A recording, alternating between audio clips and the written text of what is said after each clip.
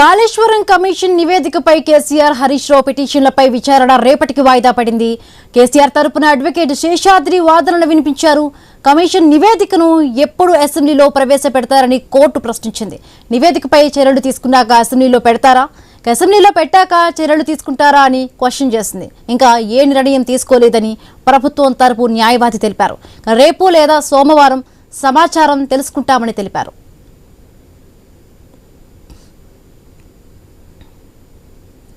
Kaleshwaram commission నివేదికపై KCR Harish Rao పిటిషన్లపై విచారణ రేపటికి వాయిదా పడింది. రైట్, మరిన్ని పూర్తి అప్డేట్స్ మా కరెస్పాండెంట్ ప్రవీణ్ అందిస్తారు. ప్రవీణ్, అయితే కాళేశ్వరం కమిషన్ నివేదిక పైన కేసీఆర్ హరీష్ రావు ఇరువురు కూడా పిటిషన్లు దాఖలు చేశారు హైకోర్టులో.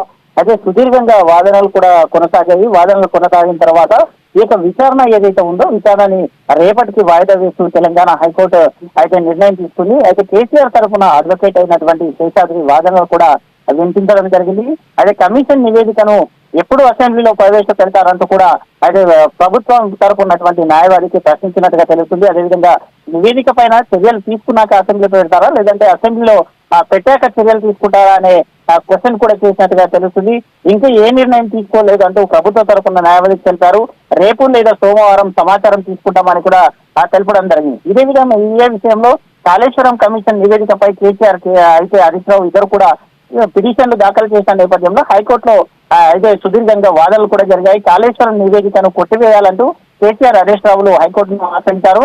కేసీఆర్ తరఫు సుప్రీంకోర్టు సుందరం వాదనలు వినిపిస్తున్నారు. అదేవిధంగా ఆ కాళేశ్వరం కమిషన్ నివేదికను కూడా తమ కాపీ కూడా ఇరువురు ఆ యొక్క పిటిషన్ లో పేర్కొనడం జరిగింది. అదేవిధంగా ఆ కమిషన్ నివేదిక కూడా ఇంకా పూర్తిగా చదవలేదంటూ కూడా చెప్పారు. ఎంక్వైరీ కమిషన్ లో ఆ వ్యక్తి పైన ఆరోపణలు ఉంటే సెక్షన్ 8B నోటీసులు ఇవ్వాలని అడ్వకేట్ సుందరం కోర్టుకు తెలిపారు. అదేవిధంగా సెక్షన్ 8C నోటీసులు కమిషన్ ఇవ్వలేదంటూ కూడా చెప్పడం జరిగింది. కాబట్టి తమకు ఎలాంటి కాపీలు కూడా ఇవ్వకుండానే ప్రభుత్వం కమిషన్ నివేదిక ఇచ్చిందంటూ కూడా ఆరోపణ చేసిన నేపథ్యంలో వీటి అంశాలపైన మొత్తం తెలుగా 5 అంశాలపైన ఇటు కేసీఆర్ గాని హరీష్ రావు గాని పిటిషన్ దాఖలు చేసిన నేపథ్యంలో వీరి విచారణ మొత్తం తోడుగా కూడా సుదీర్ఘంగా సాగిన నేపథ్యంలో రేపు ఈ యొక్క తీర్పును చెప్పబోతున్నట్టుగా కూడా తెలుస్తుంది.